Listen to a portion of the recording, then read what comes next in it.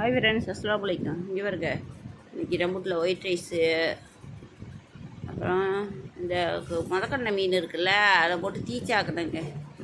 வருங்க, தீச்சாண்ணை இப்படி தான் இருக்கும், சூப்பராக நண்டு குழம்பு மாரி இருக்குது பாருங்கள். தீச்சாண்ணை இதான் மொதக்கட்டை மீன், புட்டு புட்டுக்கிட்டு ஓடமுல்ல அந்த மீன். அப்புறம் கொஞ்சோண்டு மீன் வறுத்தேன், அதான் எண்ணெய் சீட்டில் போட்டுக்கிட்டு புட்டுக்கிட்டு போயிடுச்சு. அதையும் எடுத்து ஒரு கோப்பையில் கருவாட்டை வலிச்சு வச்சுருக்கேன் பாருங்கள். அப்புறம் தொட்டுக்கிறதுக்கு மாம்பழம் புலவெல்லாம் குக்கரை தொட்டு சோறு உண்டாளுவோம்.